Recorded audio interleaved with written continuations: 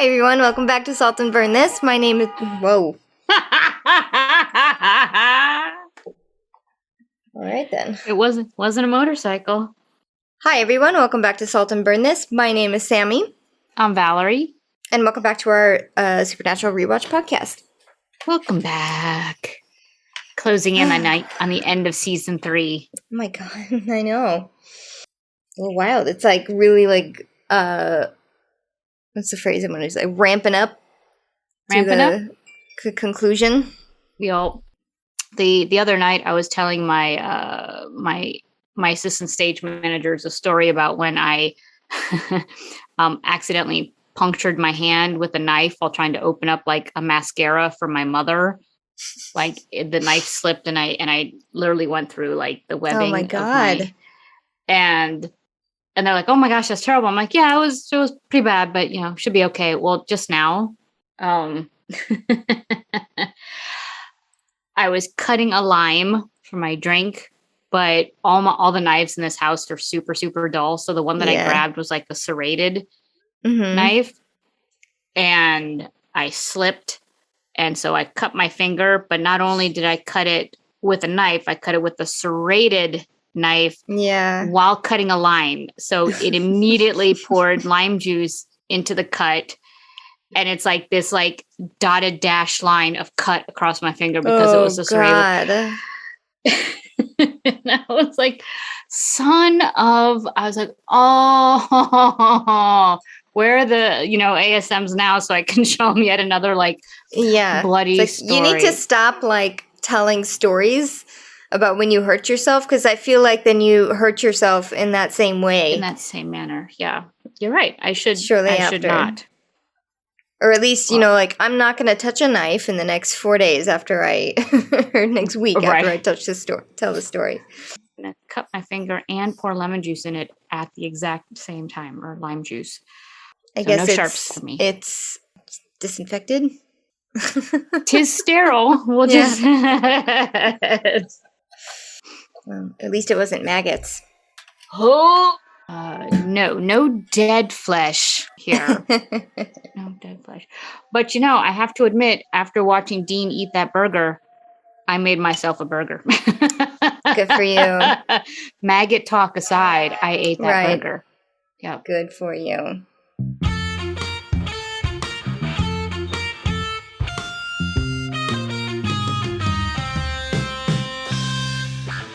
Okay, Season 3, Episode 15, Time is on My Side. In 1816, a doctor sought the secret to eternal life by harvesting vital organs from the living. Maybe he found it. The doc is still going strong in 2008. Written by Sarah Gamble and directed by Charles Beeson. Time is on my side. Yes, Rolling Stones. Yeah, I know. Oh my God, but Rolling Stones...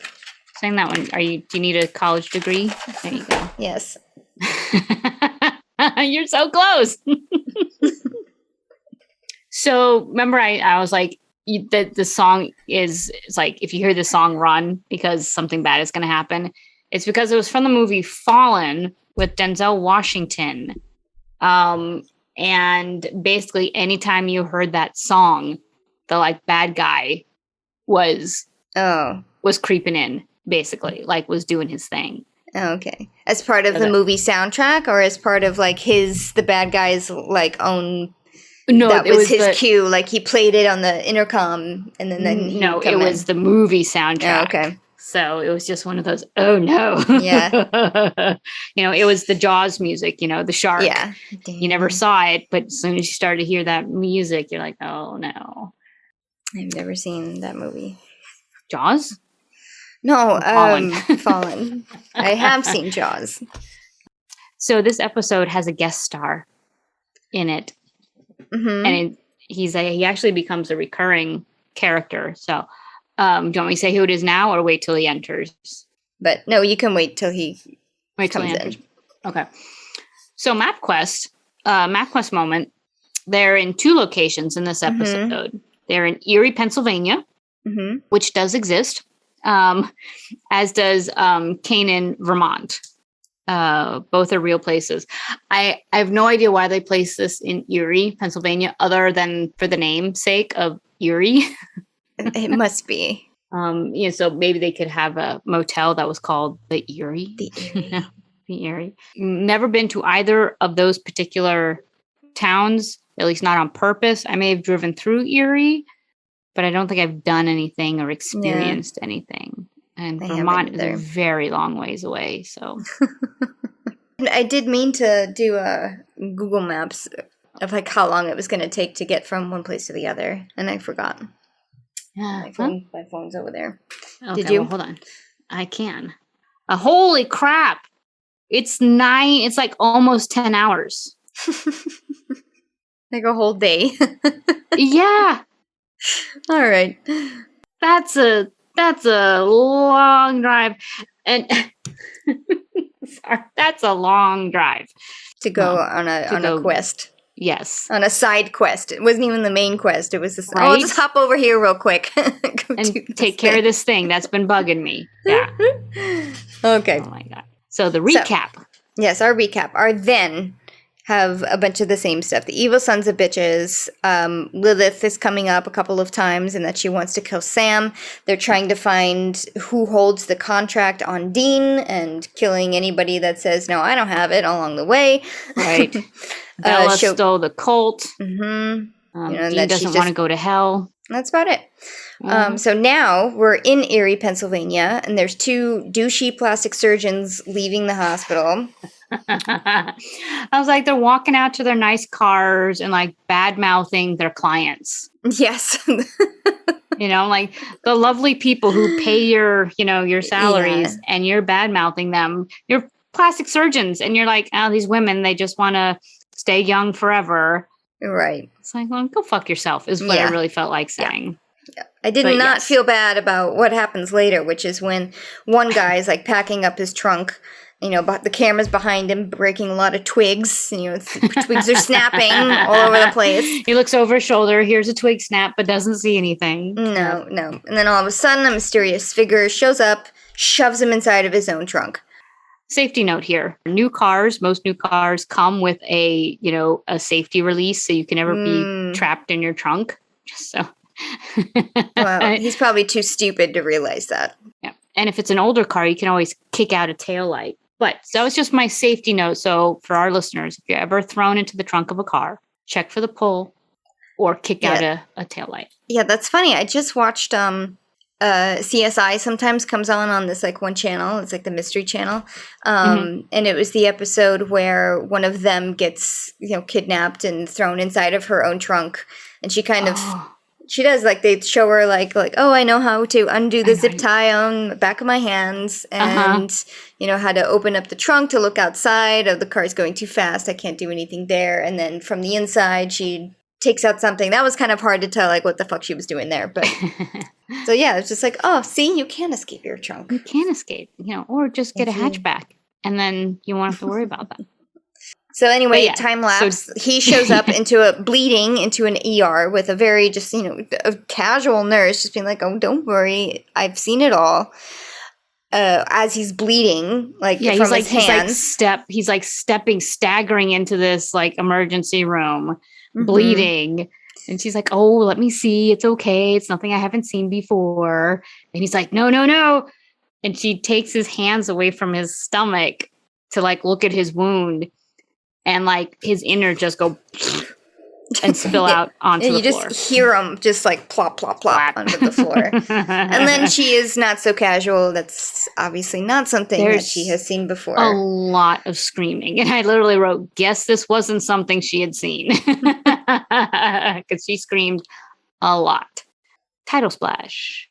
So now the boys are in the middle of an interrogation / exorcism of a demon. They're doing a whole lot of holy water torture and that they're throwing it into this demon's face, trying to get the information out of him of who holds Dean's contract. Yeah.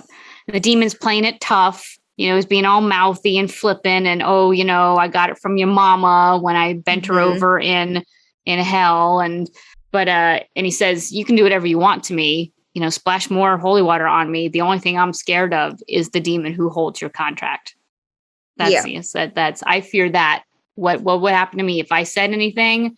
I fear that more than I fear you. Yeah. So Sam starts the exorcism. Yep. Dean truly is upset that he's not getting the answers he was looking for. Yeah. So the next thing we see is Sam's on the phone. He's in disguise on the phone, so he's talking to somebody about the dead guy. Yeah, with his as if he were a detective, and he's asking about some fingerprints. Dean comes in. He had just gotten finished burying the body that the demon was in, because these demons apparently just ride out bodies for the fun of them. Okay, so Sam is referencing a case from the paper he saw yesterday, which is the one that we just saw. The body apparently had fingerprints from a guy who died in 1981. Yeah. So zombies? Yeah, I love it. Dean's like, they say excitedly. Yeah, Dean's like, so zombies? I'm like, Dean's interested, but he's still suspicious of Sam's motives, because he's kind of like, what? This is kind of you've been all about helping me find, my deal breaker. Yeah. And now suddenly you're like ready for zombie action? Yeah. All right. Yeah. Okay. I mean, obviously, I'm going to go hunt some zombies, but. Yeah, because that'd be fun. Yep. So the next thing we see is Dean and Sam are at the morgue. They're disguised as cops. I love this medical examiner guy. Yes. He's just another one of those guys who's just like overworked and just doesn't give a shit anymore. No. Yeah. He's like, so you're cops, huh?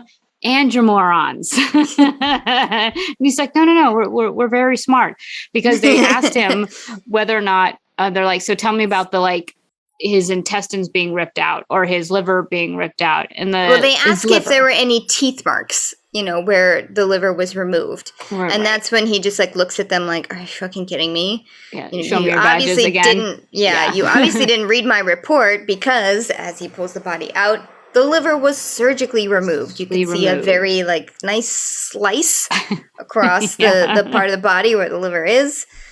And they're like, And the guy says, are we done? And Sam and Dean are like, yeah, we're done. He's like, please go away. And they're like, you got it. Okay. Yeah, you got us on this one. And I was like, that was perfect. I love those. Yep. I love the cops who are just like, get out of my office, you know? Yes. Or this guy. We can see right through you. Yeah, just go. We know who you are. Just go. Yeah. Mm-hmm. So there's a walk and talk of Sam and Dean walking down the hallway of the hospital. It's not zombies, it's organ theft. Yeah. So we need to go find some survivors and talk to them. And I'm like, Sam is so enthusiastic about this. Yeah, there's a very obvious kind of smirk on his face. Yeah. From the minute he mentions there's these fingerprints that are suspicious. Let's go find something. Yeah, and now he's like, it's not zombies. Oh my goodness, it's gonna be something else. Yeah. So a note about the urban myth, the urban legend of organ snatchers. Yeah. Because we've all heard the story of people who say they woke up in a bathtub of ice with a note that says, we've removed your liver. You need to call an ambulance or whatever. Mm-hmm. Not your liver, your kidneys. Well, for the most part, that is 99% urban myth that hasn't happened. There was one guy who purposely said that happened to him, and he'd sold his kidney and was mad that he didn't get as much money as he thought he should have gotten on the black market for his kidney. So that's how that one started. And for the most part, what the professionals say is if someone's going to have their organs stolen from them in a circumstance like that, chances are it's going to happen in a hospital or in a facility.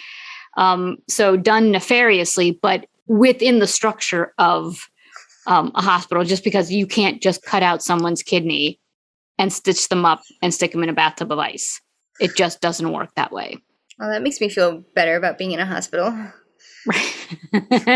Well, unfortunately, they did list that a couple of countries are listed for having suspiciously high numbers of donor organs. Oh, God. Compared to people who are on their donor registry. Oh, dear. So that's why they think that if people are reporting that their organs have been stolen, it's happened within the setting of a hospital or a clinic. Yeah. And not just drugged in a hotel in Vegas. So there you go. Happy thoughts. That is far more disturbing than the bathtub full of ice. Right? Which the next person that they speak to says happened to him.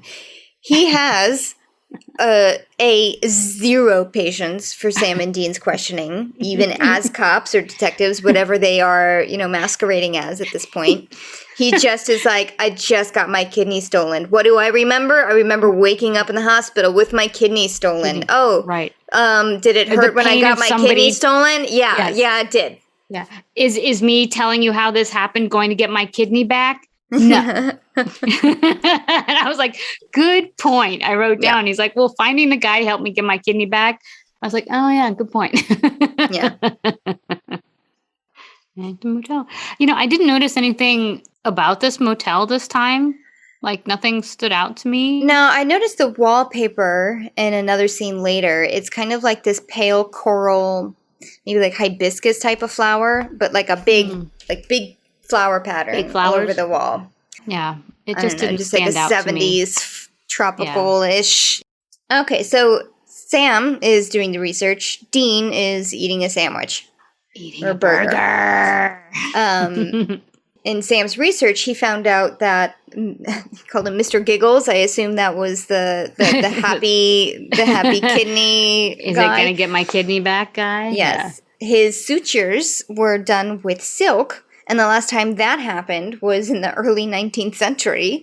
So kind of weird that happened. Also, that silk sutures cause a lot of problems as far as healing. So the doctors would use things like maggots to put on the incision site to eat away the dead skin or the bad skin. The dead flesh, because maggots leave the good flesh. They don't eat good stuff. They just eat the bad stuff, which still doesn't keep Dean from eating his burger, by the way. Right. Still eating. He does say, hello, I'm eating, but he still continues to eat. And so it turns out, though, that this sounds familiar. The idea of using maggots to clean flesh wounds and stuff sounds like something that they've heard before. And it's because Dad told them stories of this. And Sam opens up Dad's journal and he's like, specifically, Dad told us a story about this Dr. Benton who lived in New Hampshire in the 1800s, who was like obsessed with alchemy, which I guess in general terms is like how to live forever. There's a lot of things associated with alchemy, like other things, but it's like the perfection, like how to perfect the human body, which would in turn make it immortal. It's a particular branch of I guess you could call it like magic.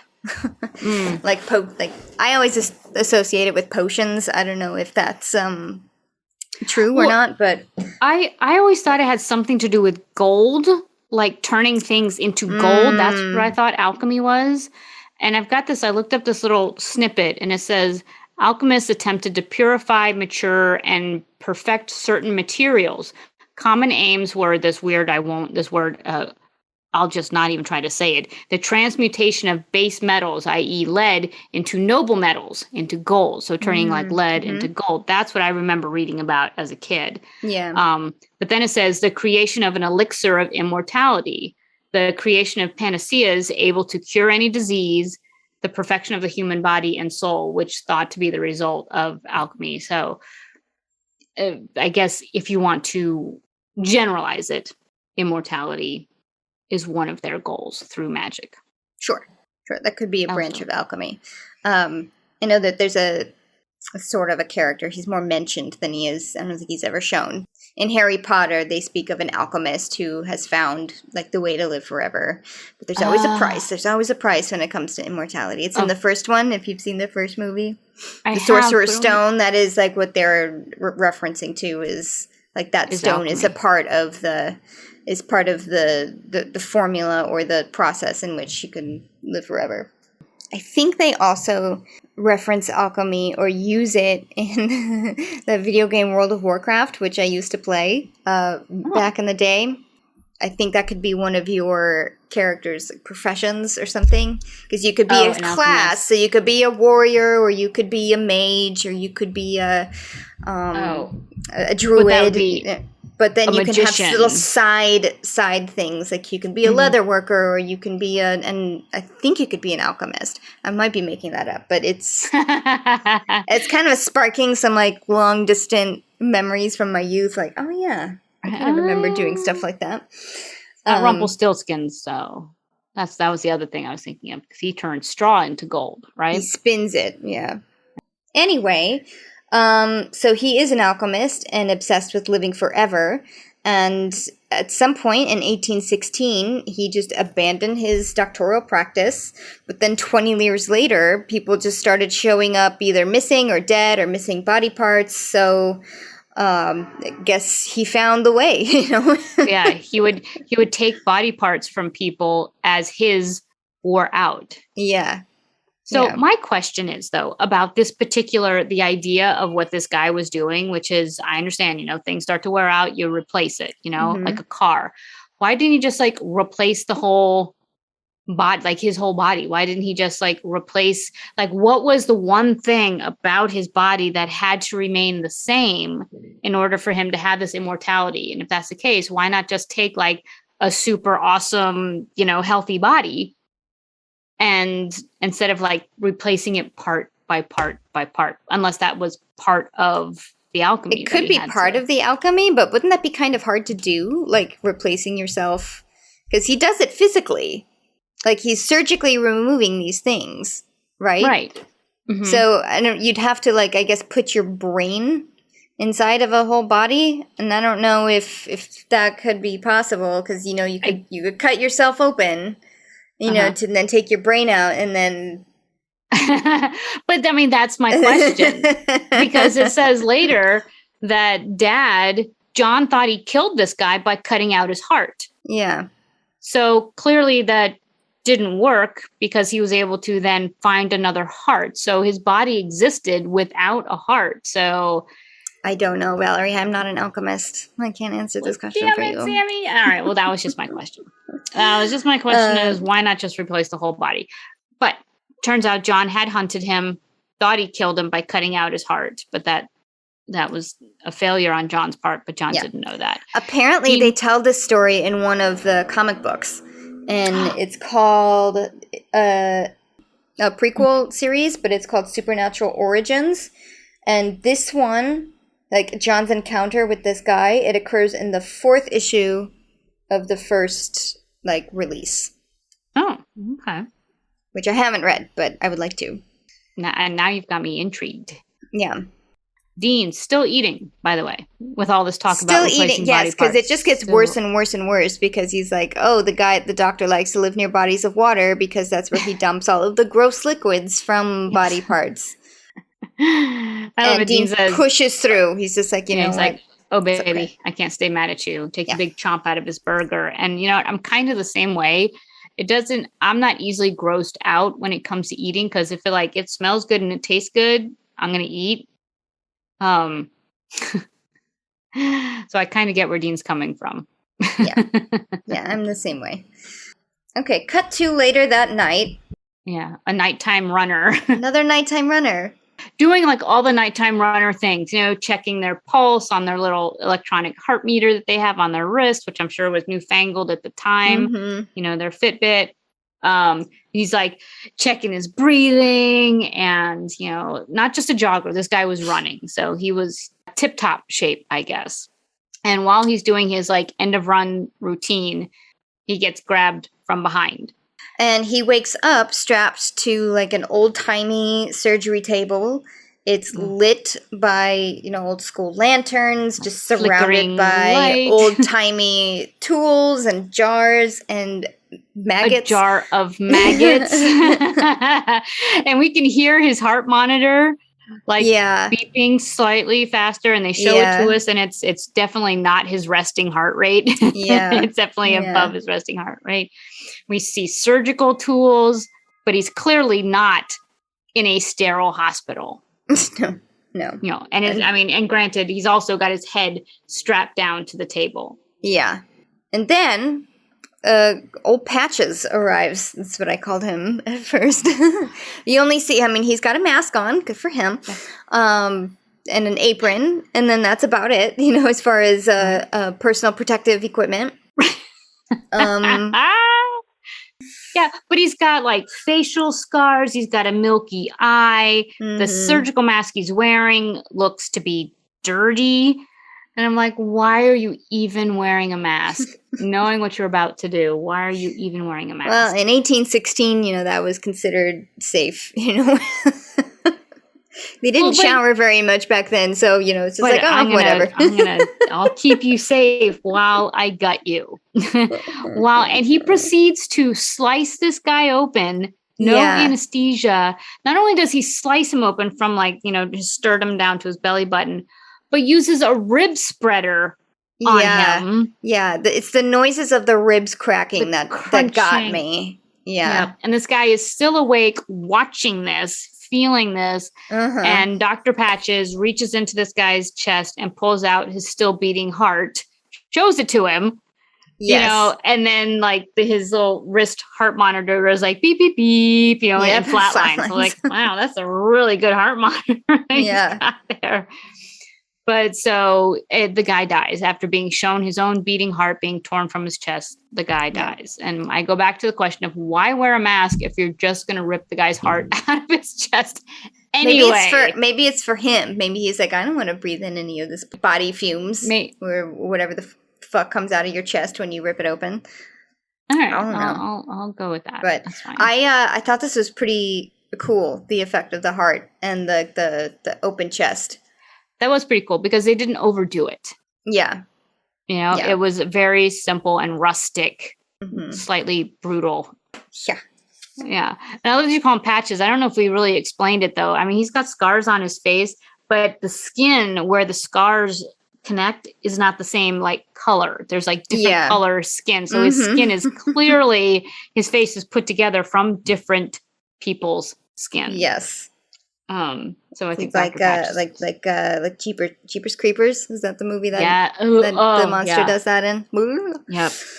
So the next thing we see is Sam and Dean. They're checking out a map of hunting cabins. Where would this guy's cabin be? We need something that's going to be near water, and And then Dean's phone rings, and it's Bobby, and he's got a lead on Bella from an old air quotes friend.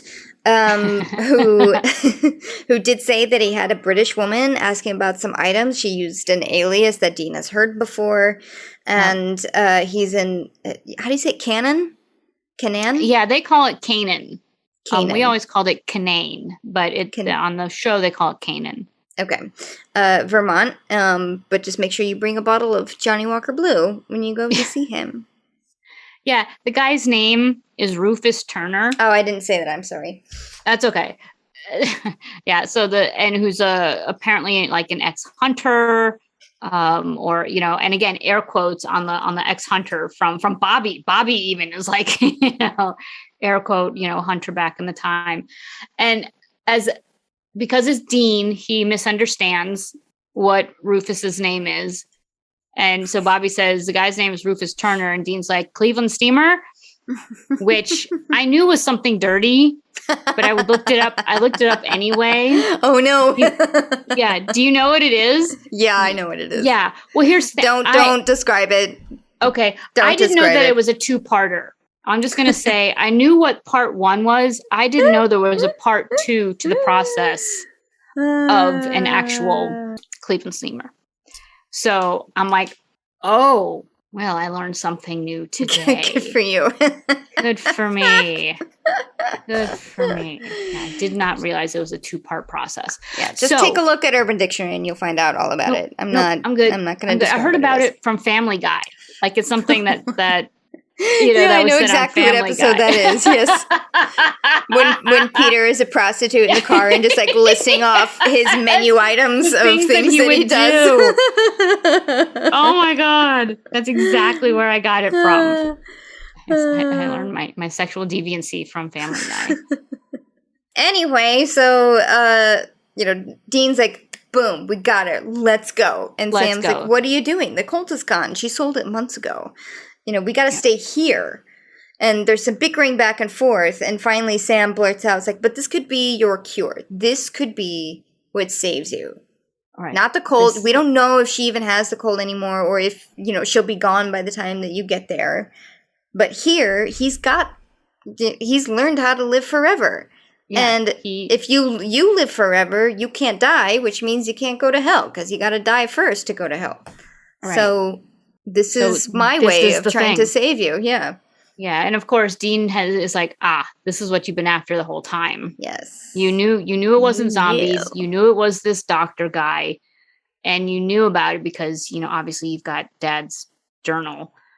Now I have a quick question. Again, this doesn't have to be an actually answered question, but the dying and going to hell bit, I thought that like the demon, the hellhounds killed you. Yeah, that's kind of what I thought. And that was it. It wasn't that, even if you were, quote, immortal, I'm like, I don't think the hellhounds care. They're just going to continually tear you to shreds. You know, maybe Sam was just thinking, a mortal human, the hellhounds could kill pretty fast. But maybe the hellhounds could not kill you if you were immortal in this way. Yeah, that was just one of those things kind of like Wolverine, Wolverine, he can just keep getting shot over and over again, and it doesn't matter until the movie Logan. Yeah. But or Kane. It was just one of those dots that didn't fully connect for me. But I'm like, okay, I'll buy it in this moment. Right. Right. I think that it's one of those you have to just. Let it go. That was Sam. It's Sam's justification. That's his answer. He didn't think it all the way through. This is how he wants to see it. Yes. Yes. And you're right. They do fight, but at the end, they come around to the same thing, which is we both want the same thing. We both want to break my deal, but Dean wants to do it in a manner that doesn't put Sam in danger. Right. Sam just wants to break the deal. Yeah. So. They both know, they both look at each other and they realize they're both going to do it their own way, no matter what the other person says. Yeah. Yeah. So as Dean is leaving to go chase down this Bella lead, he says, Sammy, be careful. Mm-hmm. And Sam says, you too. Yeah. And so it's that's the brothers right there. They know they're fighting the same battle. They're doing it different ways. They don't agree with the other person. Yeah. But this was, I think last time you had this question of, it's why do they keep trying to break the deal if Sam is going to die? But this kind of answered your question, I think.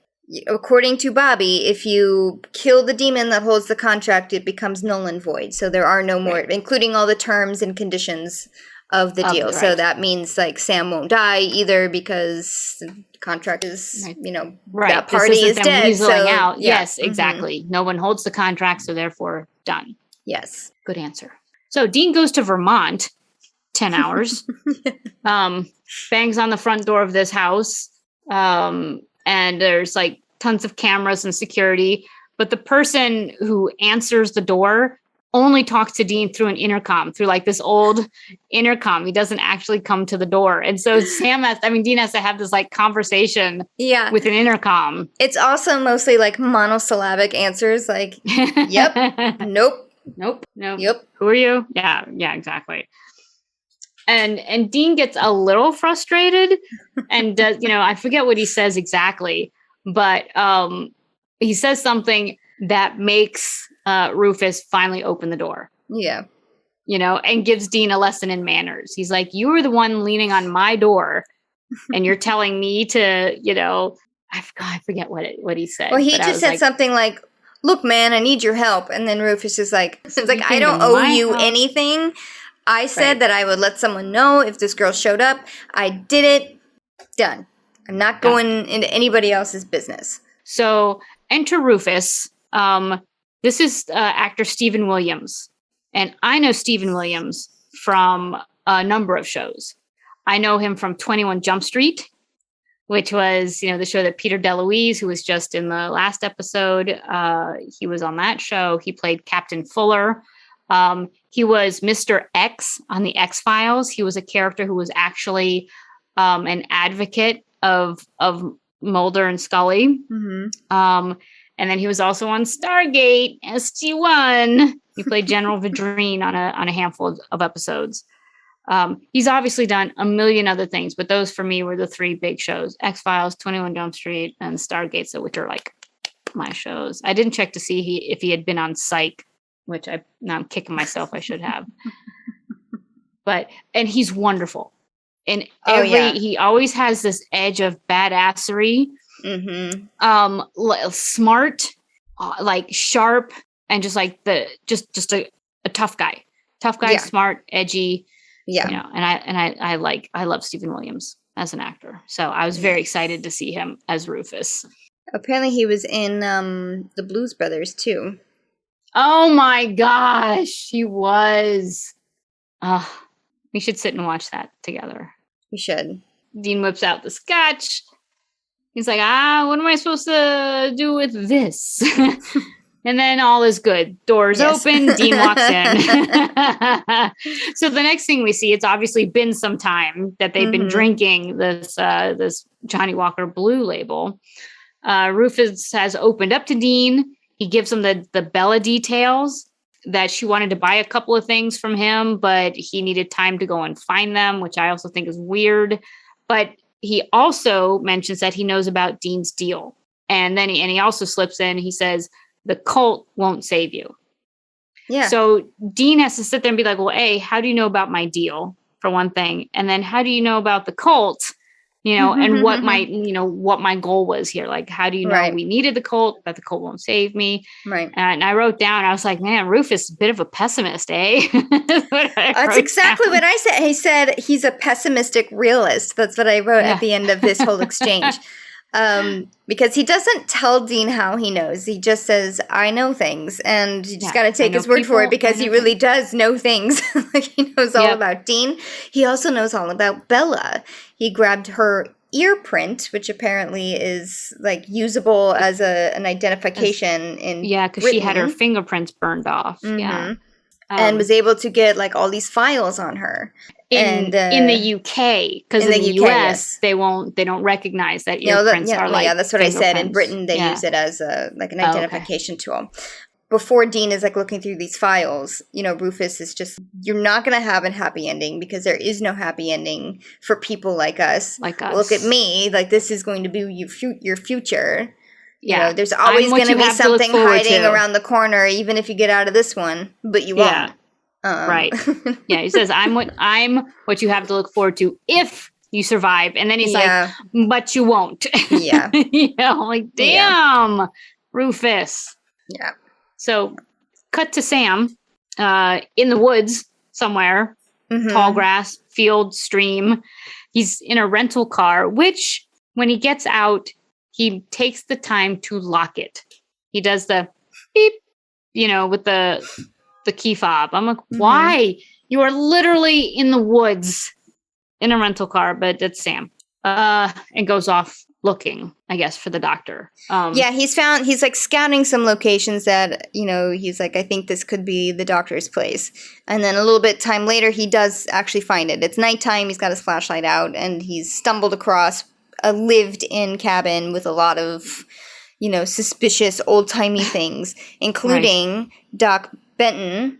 I don't know if we ever said his name, but Doc Benton, that's who the villain is here. His journal of alchemy. So it's got all of his notes and his potions and his formulas. It's like almost identical to John's journal, except a different leather, So it's kind of little weird similarities there.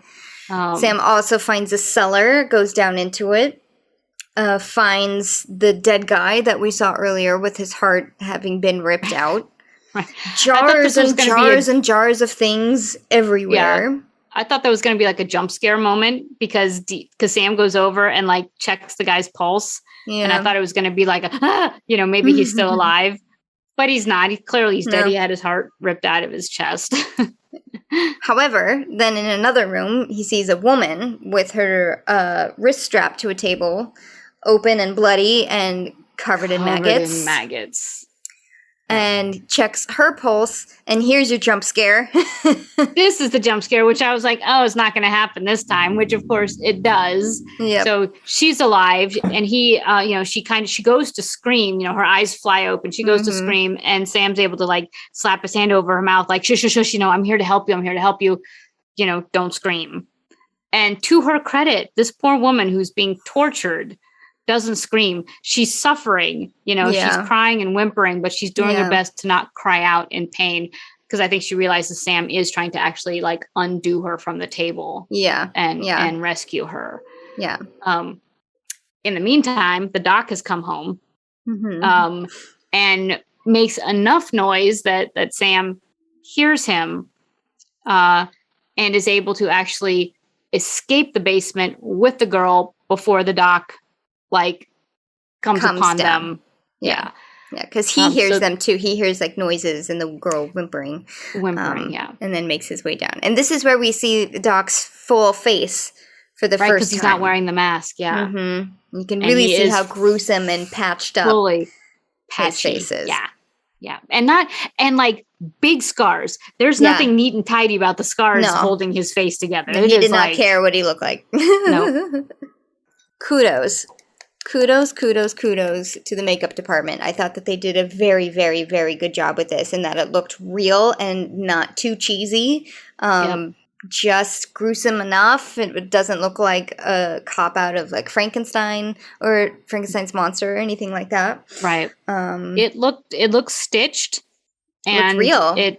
It looked real. The skin like puckered where it was pulled, where it was pulled tight by the threads and stuff. I mean, it looked really great. You're right. Kudos. Clap, clap, clap, clap, clap. Yes. Yeah. Kudos. So Sam is now running through the woods with said girl in his arms.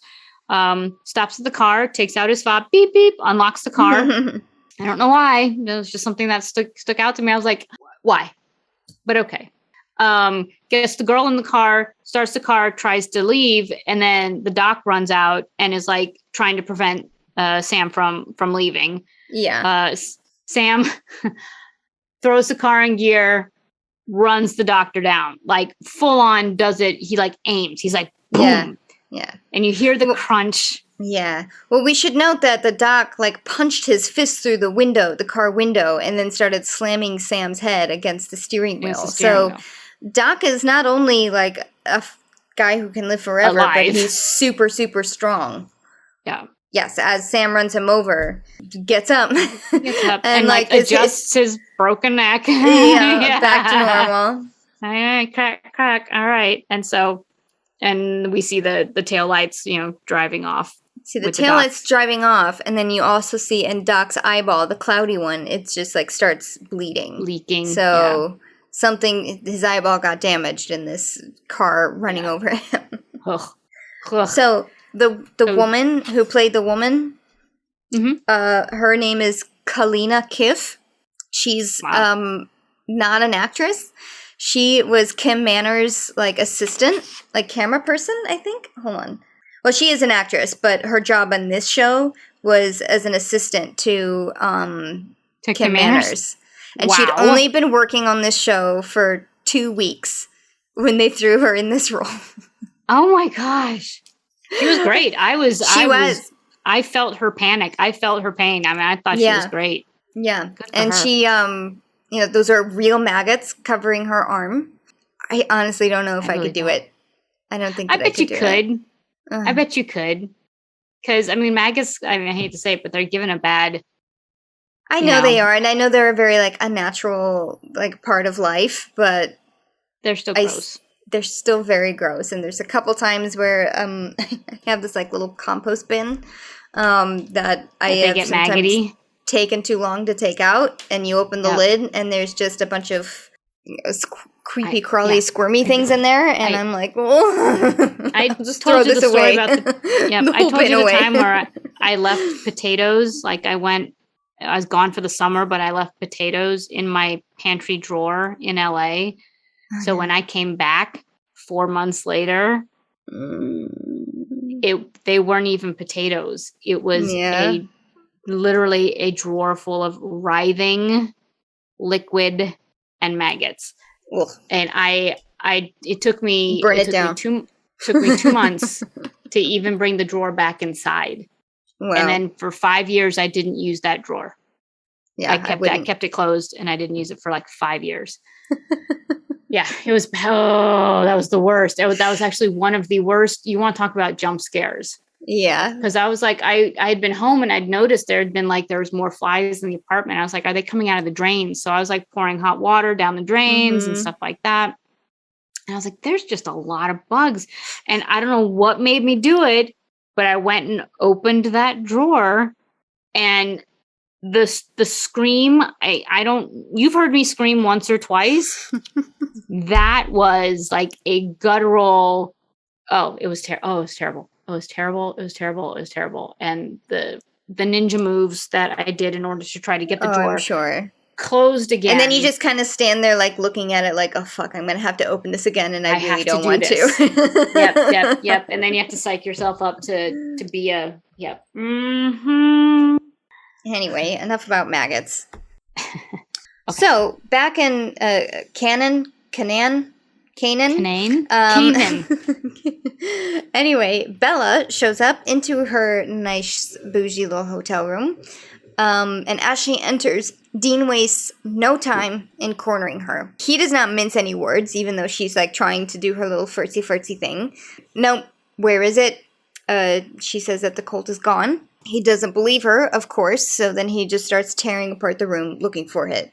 Makes good on his threat, when he tells her not to move.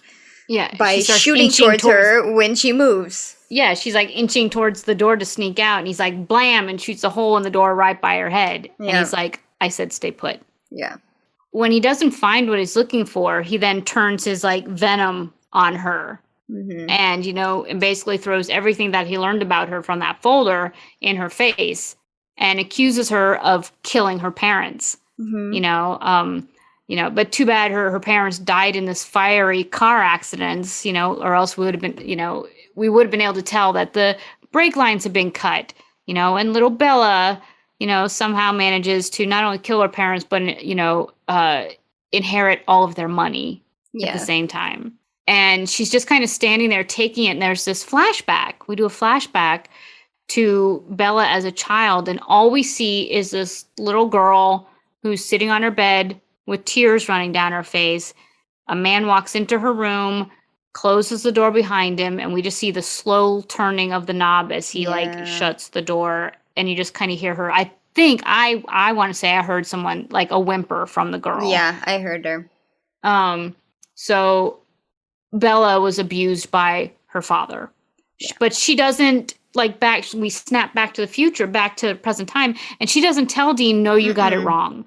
Yeah. She doesn't disavow him. She just lets him believe that she's a cold-blooded killer. And he calls her that. She's like, you're a cold-blooded killer, And you think that in this moment that Dean may actually just shoot her in the head. He's so mad. He's so frustrated. Mm-hmm. She doesn't deserve to live because not only did she sell the colt, which could have been his answer to, living, but she, killed her parents. So might as well just shoot her.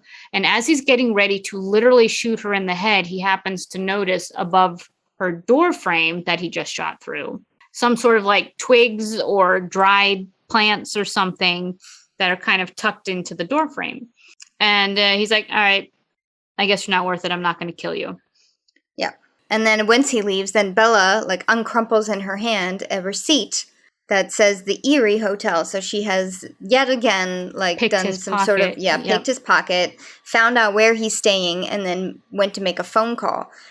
Don't know who she's talking to, and we never find this out, but she just says, yeah, my plan worked. He showed up. I know where they are. Sam wasn't with him, but now I know where they are. Yeah. Damn it, Bella. So cut to Sam and Dean are on a phone call. Yeah. So Dean's making the 10-hour drive back.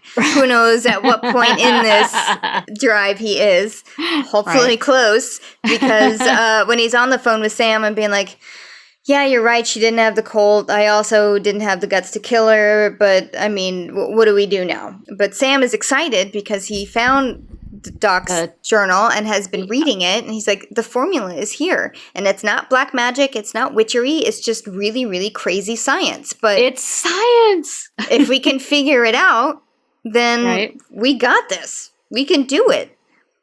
And there's like this aura of hope, I think, between the two of them, particularly Sam. Like, definitely more in Sam's corner than he's smiling. Dean. But he's like, this is science. But it's weird, Dean is kind of it. like, okay, maybe I could go for this. You know, my plan didn't work out, so might as well.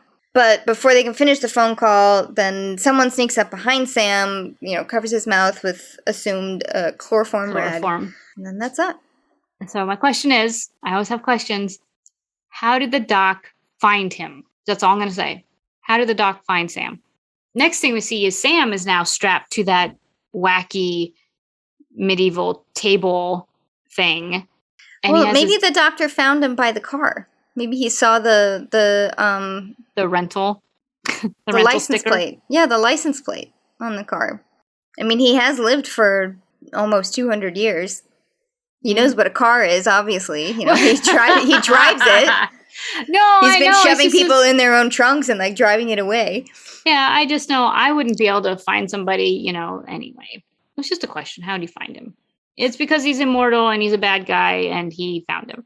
Yep. So Sam wakes up strapped to the same table that like heart patient guy was strapped to, except Sam has his eyes, both of them, forcibly like taped open, a la like Clockwork Orange.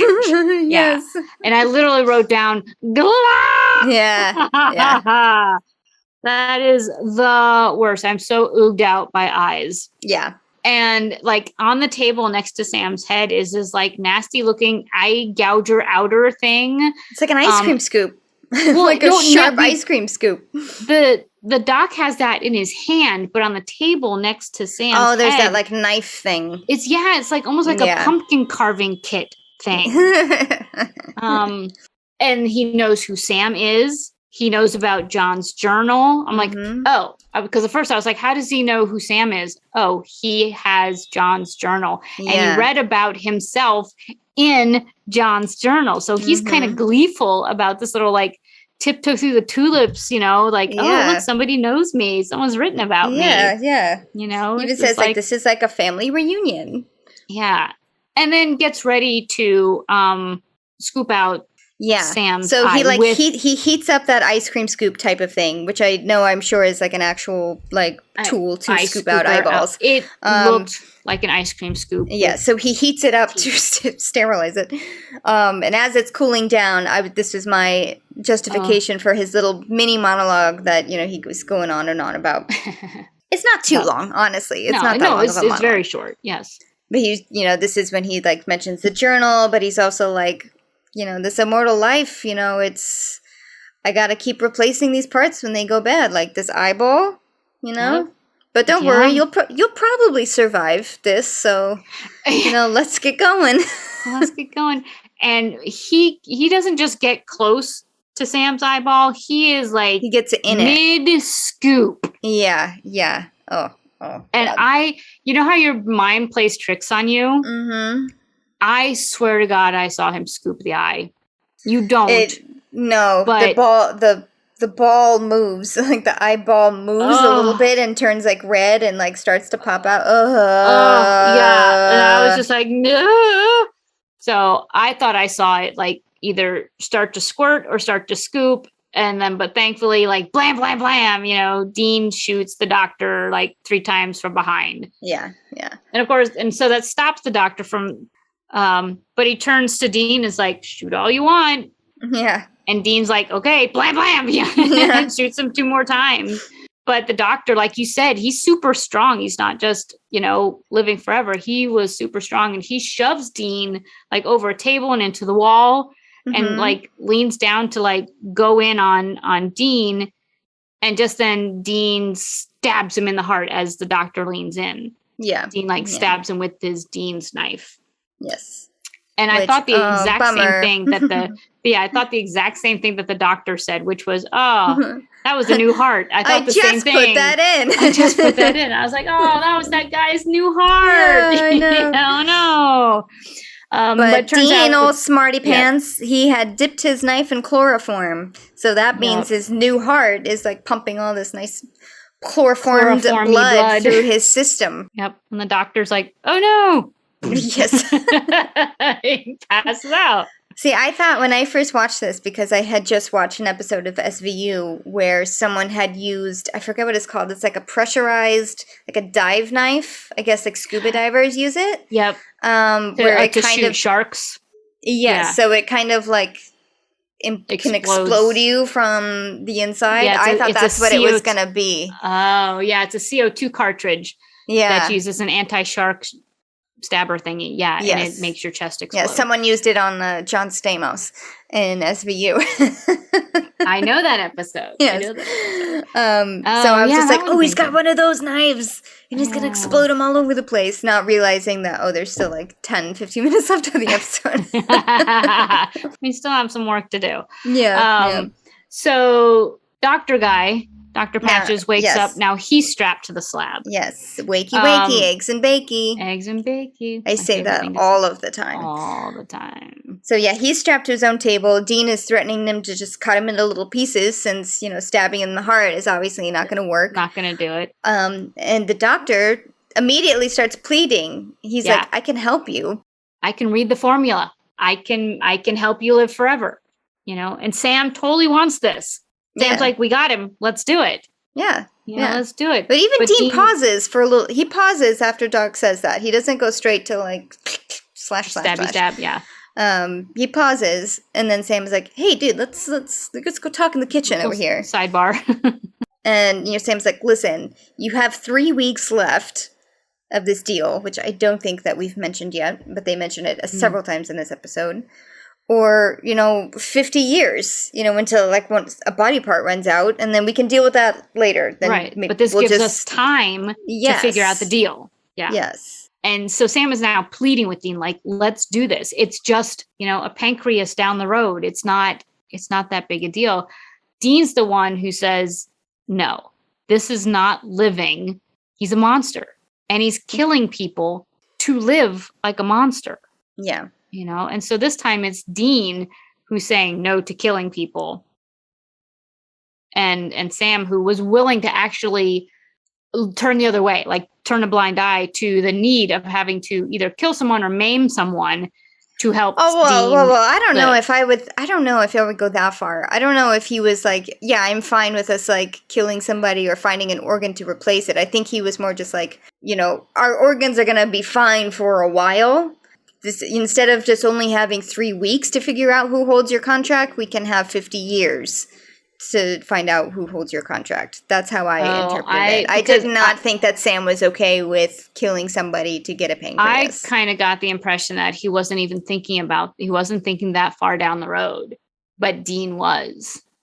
I think that Dean was just like eventually, I don't know what happens. Like, I don't know if my pancreas runs out and then I just die, or I just like suffer with a busted pancreas or kidney or what have you. I don't know. No, I'm gonna stick to my guns, and I'm gonna say Sam was not willing to kill somebody for a pancreas in 50 years. I think he was maybe get a donated organ, but I think mostly he was just like, this gives us more time to figure out this problem instead of 3 weeks. Which is nothing, that's like a blink of an eye. And we are nowhere closer to finding out who holds your contract or even how to kill a demon without the cult. So, but Dean, I thought he was kind of like back to his old ways of like black and white, human, not human. He is not human. And he is a monster. I would rather go to hell. Right. No, that I definitely agree with you on. Yeah. Yeah. Yeah. So here's where I thought Dean was going to just start hacking this guy up. I thought they were going to cut up his body and like bury him in different places, like around. Yeah, I thought so too. But that's not what they do. They do something I think a little worse. Yeah, a little bit worse. easier for them, but worse, I think, in general. Yeah. They lock him in a fridge, I think, in like a refrigerator, and bury him alive in this refrigerator. Yeah. And so he comes to while they're like, he is already in the ground, but they haven't started like throwing dirt on the fridge yet. So he wakes up to the realization that he's now locked inside a refrigerator being buried alive for eternity. And he's still pleading with them. He's like, I can help you. I can read the recipe that, that gets you immortality.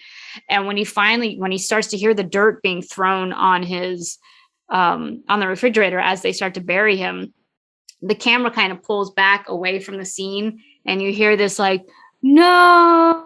Yeah. Of this guy who just realized that his eternity is buried in a box. Oh my God. Yeah. And I wrote down, I was like, oh, that's bad. Yeah. That's bad. That's my worst fear. And I hate, like, when, again, another CSI episode where that's the worst one ever. Yeah. I mean, I loved it. it. It broke my heart, but that was, like, the worst for me to watch Nick it was buried so alive stressful. And fucking crying. Quentin Tarantino. Yeah. That was his episode that he directed. Yeah. I loved that episode. Yeah, me too. So bad. But it is like one of my worst fears, and you just like think of not only you're being buried alive, like the Edgar Allan Poe story, the Cask of Amontillado. I don't know if I said the cask right. Do you know the story I'm talking about? I don't. Oh, it's like another little twisty guy. Like this guy like leads his drunken friend. It's like he's a rival or something, or just like a pain in the ass that he doesn't like, and he's drunk and so, like he's dressed in a jester outfit, so he leads him down into the cellar. It's like, oh, I have this amazing cask of wine that you should try, and I think it's called Amontillado, or I can't remember the name of it, because he's so drunk he doesn't realize that the guy just starts chaining him up to the wall, and then just starts like building a brick layer in front of him. He bricks him into the cellar. He bricks him into the cellar, and this guy is still just like, oh, I can't wait to drink this wine. He's just like so blasted, and it's not until there's like very little space left that he realizes like, oh wait, what? He's like sobers up just enough to see the final brick get placed. He puts the torch in before he puts he puts the brick in. Gosh, yeah, that's terrible. Oh, now I have to go and read that.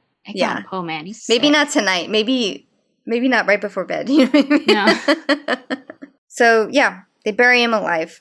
Sam, you can tell on his face, he's upset that Dean didn't take this offer. So I just want to say what a nice little banger camera shot that they do when they pull away, and you just see the boys like on a hillside burying him in the middle of the woods, and no one's gonna know. Along with his formula, by the way, they put his they put the journal in with him. Mm-hmm. Back in Erie, Pennsylvania, at the Erie Motel. Yes, we get a nice exterior shot of the Erie Hotel, and we see some high-heeled footsteps like making their way down the hall. Oh. It's Bella. She picks the lock to room 15. Mm-hmm. Which is that the 15th. Second time that they've done that? Yeah. Didn't they do it like room 12 for the 12th episode or something? Yep. Silently makes her way in, pulls out a silencer gun, and then blasts 2 shots each in the into 2 beds that are there. Yeah. Which are clearly not bodies. Not real people sleeping in those beds. But as she pulls back the covers to hopefully see the corpses of Sam and Dean, they've obviously known that she was coming and replaced themselves with sex dolls, which very fitting for Dean to do. So she pulls back the covers on these like deflating dolls with the sound that she's just blown away 2 sex dolls. The boys call her kind of in the same way that she called them when she entrapped them with the cops. Yes.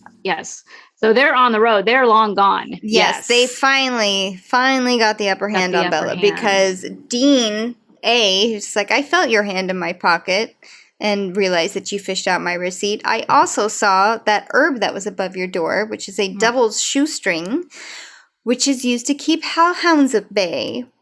Like, so what have you been up to? Yeah, then it clicked for him that, your parents were dead 10 years ago today. So You didn't do it. You made a deal. Yep. Flashback to two children sitting on swings. One of them is the young Bella, and one of them is a demon child, which is just very calmly saying, I can make this all go away for you for nothing. You won't have to owe anything for 10 years. Clearly, Bella, as a child, took that deal, which I can't blame her. But she then explains to Sam and Dean that they changed the deal. They said that if she killed Sam, that they would release her from her yes. deal. That's also first why she stole the colt. Because first it was... steal the colt. Steal the colt and we'll break off the deal. And then it became kill Sam. And we'll break the deal. Yeah, and Dean's like, oh, what do you know? Demons didn't, demons lied to you. Shocker. And Dean finally says what we've been saying in every single episode, which is, if you had come to us, we would have helped you. If only you had come to us, we would have helped you. But in every single episode, she screws them. And not only that, but she intentionally winds them up for failure. And even in Bella's state, I mean, she's clearly literally at her wit's end. She has no other routes. She's been screwed by the demon. She didn't succeed. And she tells Dean, she's like, because he's like, why are you telling me all this? And she says, because my demon is the demon that also holds your deal. It's the same demon that holds everybody's deals. And it's Lilith. Lilith is the keeper of the deals. And she says, because you're the son of a bitch who could probably kill her. Yeah. You're the one who could probably get this done. And Dean ends the phone call with, see you in hell. There's nothing they can do for her. Yeah. It's 2 minutes to midnight. And hang up. Hangs up. She puts away the phone. Clock strikes midnight. And you can hear immediately dogs howling in the background. And she stands up and just kind of looks at the window. And it blacks out right as you hear, those snarling jaws. Snapping. Yep. Rawr. Blackout. Bye-bye, Bella. Bye, Bella. But she faced it head on, in typical Bella fashion. She didn't try to run from it this time. I just feel like also saying to anybody who's trying to hold, hellhounds at bay, nothing works. I mean, the goofer dust, maybe warded them off for a while from that one guy, the painter guy. Yeah. But I don't know for how long. And I don't know if that other if the herb would have worked either, because I assume she didn't take it with her, because she was probably like, no, I got this. Sam's there. I'm going to kill him, and then that's that. Right. So who knows? I assume I didn't know that that's how Bella died. I didn't remember that at all. I don't remember that being the end of Bella. So I did. I forgot when it happened, but when I saw some of the promo pictures on the DVD box, I was like, oh, yeah.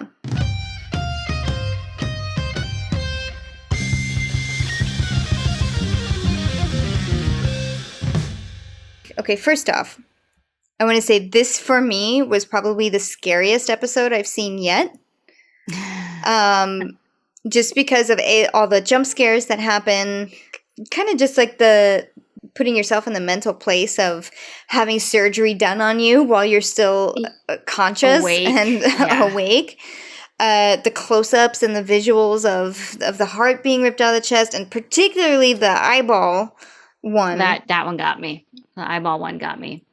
And then being buried alive. So for me, it was more psychologically scary, I guess, than it was jumpy, scary.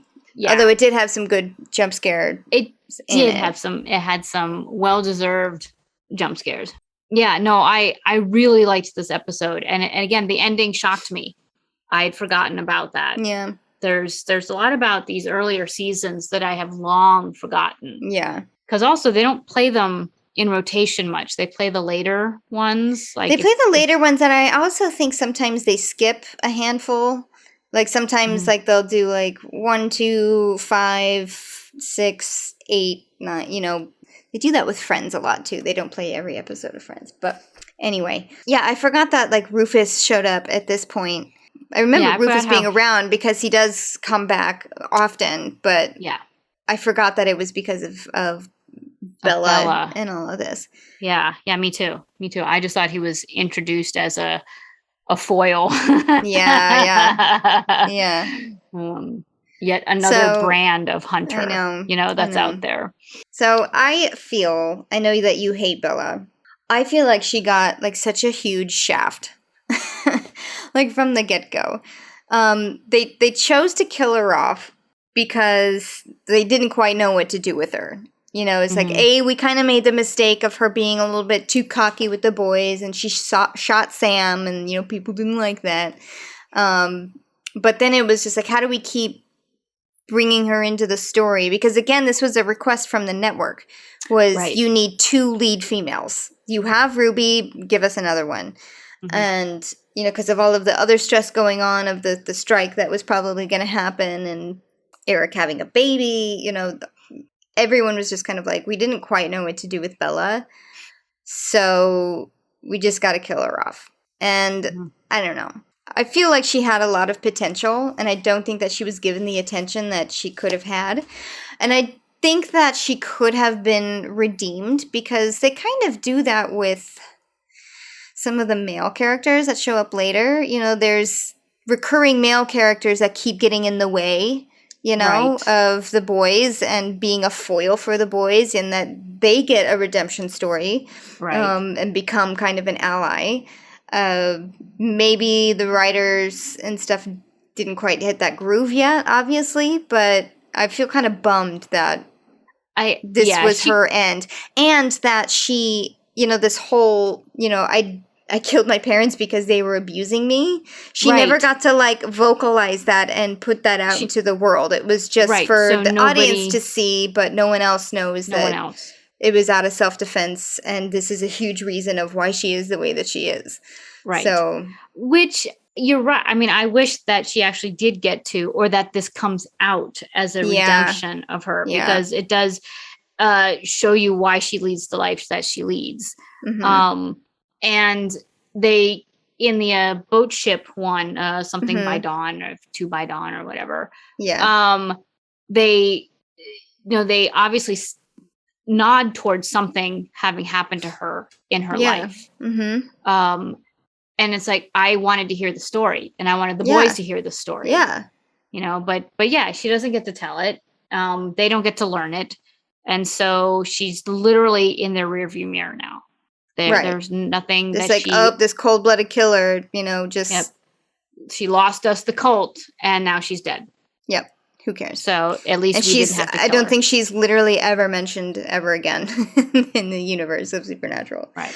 And maybe this was just like the writers they had like we hate this character because we don't know what to do with her. We're so frustrated with her. And she was forced upon them. Yes. Yeah. Yes. So it was maybe it's a bummer just because I love Lauren Cohen so much. Yeah. If it had been an actress I didn't really care about or like, or, if it was someone who did a bad job with it, then... Right. But, I don't know, I really like her, so it was a bummer to see her go. I just, the thing I didn't like about her was the way she was written. The fact that for no reason she was antagonistic towards the heroes. And effectively so, like got in their way, messed up their plans. And I was like, why? Why would somebody do that? And that's what made me angry about that character. I loved I don't want to call it sexual tension, but the play between all 3 of them. Yeah. I loved that because you knew it was never going to happen, but they're like, well, could it happen? Should it happen? It was just that edge. And I liked that because it was fun and uncomfortable. It was fun to see the boys trip over themselves in that manner. Yeah. That they were unsure of themselves around her. Even whether it was the dreams or whether it was, in a tuxedo. Yeah. I liked that. So I did like her. I mean, I love that actress. I absolutely love her. I just don't like what they did with the character.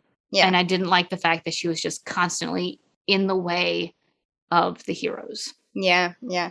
She felt it was kind of lazily done, I guess, is my complaint with her. Yeah. Could have done something really cool with the supernatural cat burglar, Right? And instead it was just, she's always like, Oh no, I tricked you again. Oh no, I tricked you again. Yep. Oh no, I tricked you again. Naked in money. Yeah. Yes.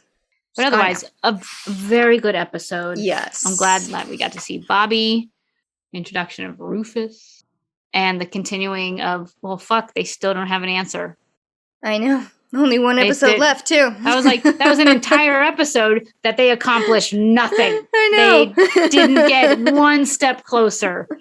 That was like, you just wasted a day. You just wasted, it was 20 hours of driving. 20 hours of driving and nothing. So there's one episode left in this season. One episode left. Okay.